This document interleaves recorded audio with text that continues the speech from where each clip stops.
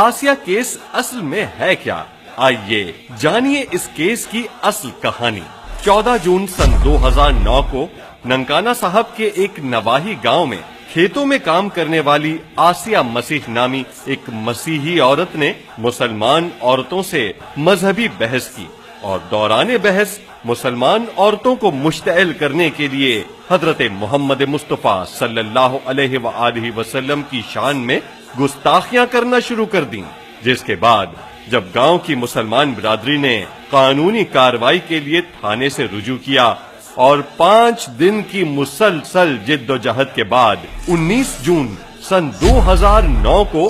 FIR درج کرانے میں کامیاب ہوئے تو FIR کے بعد اس کیس کی تفتیش پنجاب پولیس میں اچھی شہرت رکھنے والے افسران کے سپرد کی گئی۔ آسیہ ملونہ نے دوران تفتیشی افسر کے روبرو نبی صلی اللہ علیہ وآلہ وسلم کی شان میں گستاخانہ کلمات ادا کرنے کا اعتراف کیا اور اپنے موقف پر قائم رہی، یہاں تک کہ ملونہ آسیہ سیشن کورٹ میں بھی اپنے گستاخانہ بیان پر قائم رہی، جس کی بنیاد پر 8 نومبر سن 2010 کو سیشن کورٹ نے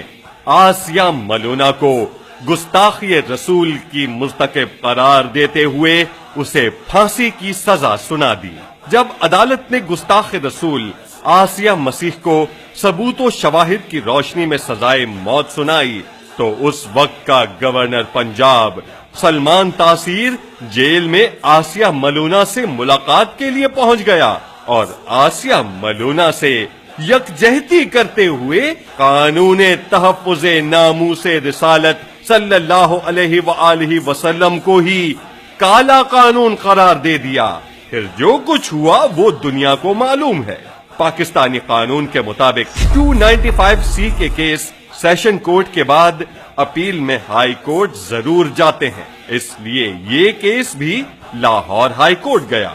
یعنی 295C کے کیس میں سیشن کورٹ کو سزا سنانے کا اختیار تو ہے، لیکن اس پر عمل درآمد نہیں ہوتا اور وہ آٹومیٹک اپیل پر ہائی کورٹ چلا جاتا ہے۔ لہٰذا اس کیس میں بھی آسیہ ملونہ نے ہائی کورٹ میں اپیل کی اور کیس میں پیش کردہ شواہد کی روشنی میں لاہور ہائی کورٹ نے بھی آسیہ ملونہ کی سزا کو برقرار رکھا۔ قانون کہتا ہے کہ اگر کوئی جج غلط فیصلہ دے تو اس کے خلاف ریفرنس دائر کیا جائے۔ اب سوال یہ ہے کہ اگر جج نے آسیہ ملونہ کو غلط سزا سنائی تو جج کے خلاف ریفرنس دائر کیوں نہ کیا گیا؟ لاہور ہائی کورٹ نے اپنے فیصلے میں لکھا کہ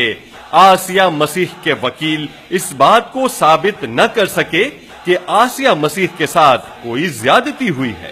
یہ کیس پہلے سن 2017 میں سپریم کورٹ کے پاس گیا اور سپریم کورٹ کے ایک جج نے مغربی ممالک کی لابیوں کے دباؤ کی وجہ سے اس کیس کی سماعت کرنے سے ہی معذرت کر لی، یوں یہ بینچ ہی ٹوٹ گیا۔ اب یہ کیس دوبارہ سپریم کورٹ میں سماعت کے لیے مقرر کیا گیا ہے۔ مسئلہ یہ ہے کہ عیسائیوں کا پوپ اور بعض مغربی ممالک آسیہ ملونہ کی رہائی کے لیے پاکستانی عدالت اور حکومت پر دباؤ ڈال رہے ہیں۔ امریکہ اور یورپی ممالک آزادی اظہار رائے کی آڑ لے کر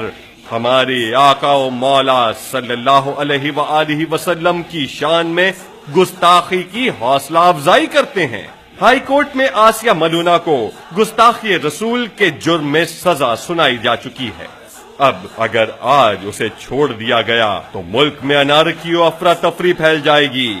اور عدلیہ سے عوام کا اعتماد ختم ہو جائے گا،